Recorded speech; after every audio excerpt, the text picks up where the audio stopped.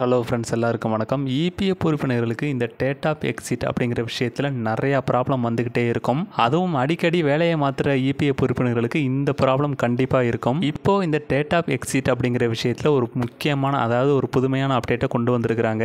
இதுக்கு முன்னாடி date of exit அப்படிங்கிற இந்த விஷயத்தில் உள்ள ஆப்ஷன் என்ன அப்படின்னு தெரிஞ்சுதான் இப்போ வந்திருக்கிற புது அப்டேட் பற்றின விஷயம் உங்களுக்கு புரியும். ஒரு எம்ப்ளாயி ஒரு நிறுவனத்தில் இபிஎஃப்ஓக்கு கீழே ஜாயின் பண்ணுறாருன்னா அவர் குறைஞ்சபட்சம் 2 மாதம் ஒர்க் பண்ணியிருக்கணும். அப்படி இருக்கிற பட்சத்தில் தான், அதாவது இந்த டேட் ஆஃப் எக்ஸிட் அப்படிங்கிற விஷயத்தை அவங்க கொடுக்க முடியும். ஒருவேளை அதுக்கிடையில் அவங்க வேலையை விட்டு போயிட்டாங்கன்னா அந்த டேட் ஆஃப் எக்ஸிட் அப்படிங்கிற விஷயத்தை கொடுக்க முடியாது. டேட் ஆஃப் எக்ஸிட் கொடுக்க முடியலைன்னா அந்த மெம்பர் ஐடியில் இருக்கிற பணத்தை டிரான்ஸ்ஃபர் பண்ண முடியாது. அது மட்டும் இல்லாமல் அதை கிளைம் பண்ணுறதும் ரொம்ப கஷ்டமான விஷயமா போயிடும். இப்படி ஒரு இபிஎஃப் உறுப்பினர் கஷ்டப்படக்கூடாது அப்படிங்கிற ஒரு விஷயத்துக்காக இபிஎஃப்ஓ இந்த டேட் ஆஃப் எக்ஸிட் அப்படிங்கிற விஷயத்தில் ஒரு முக்கியமான ஆப்ஷனை கொண்டு வந்திருக்கிறாங்க.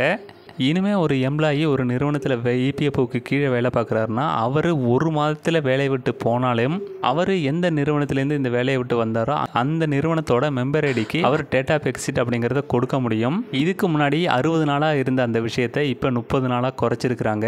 அடிக்கடி நிறுவனத்தை மாற்றும் போது அவங்களால இந்த டேட் ஆஃப் எக்ஸிட் கொடுக்கறது சிரமமாக இருந்தது. இப்போ இந்த ஆப்ஷன் உங்களுக்கு ரொம்ப யூஸ்ஃபுல்லான அப்டேட்டாக இருக்கும். டேட் ஆஃப் எக்ஸிட் அப்படிங்கிற இந்த விஷயத்தில் இபிஎஃப்ஓ கொடுத்துருக்கிற இந்த அப்டேட் பற்றின உங்களோட கருத்துக்கள் என்ன அப்படிங்கிறத கமெண்டில் சொல்லிவிட்டு மறக்காமல் நம்மளோட சேனலை சப்ஸ்கிரைப் பண்ணிவிடுங்க.